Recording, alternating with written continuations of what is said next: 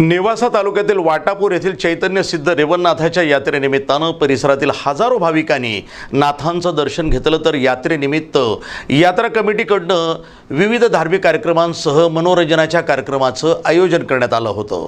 यामध्ये लहान थोरांसह वयोवृद्ध ग्रामस्थांनी यात्रेचा मनमुराद आनंद घेतला। वाटापूर इथं पुरातन चैतन्य सिद्ध रेवणनाथाचं समाधी मंदिर आहे। या मंदिराची ग्रामस्थ आणि भाविकांच्या सहकार्यातून भव्य दिव्य उभारणी करून जीर्णोद्धार करण्यात आलाय। रूढी परंपरेनुसार चालत आलेला हा रेवणनाथाचा यात्रा उत्सव दरवर्षी भरवण्यात येतो।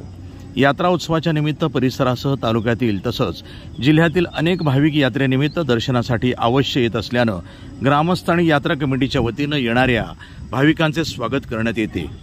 यावर्षी यात्रा उत्सवास मोठ्या प्रमाणात लहान थोर महिला पुरुषांनी गर्दी केली होती। हा यात्रा उत्सव यशस्वीरित्या पार पाडण्यासाठी यात्रा कमिटी तसंच ग्रामस्थांनी परिश्रम घेतले होते।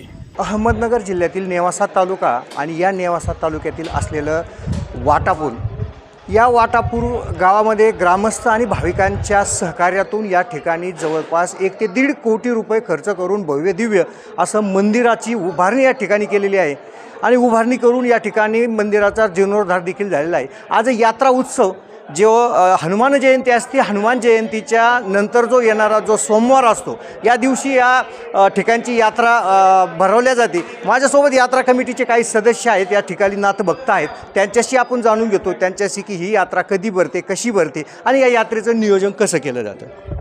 धन्यवाद। अलक निरंजन आदेश साहेब सालाबाद प्रमाणे श्री क्षेत्र वाटापूर तालुका नेवासा जिल्हा अहमदनगर अहिल्यानगर आणि या वाटापूर गावामध्ये पौर्णिमा झाल्यानंतर पहिला जो सोमवार असतो त्या सोमवारी नाथाची या ठिकाणी यात्रा भरते आणि यात्रेचं वैशिष्ट्य असं आहे साहेब, सोमवारच्या दिवशी कावडीचं पाणी 700 ते 800 युवा तरुण मित्र मंडळ गंगेला जातात, पाणी घेऊन येतात आणि नाथांचा अभिषेक या ठिकाणी होत असतो आणि त्यानंतर संध्याकाळी भव्य असा छेबिना या ठिकाणावरून निघल्या जातो।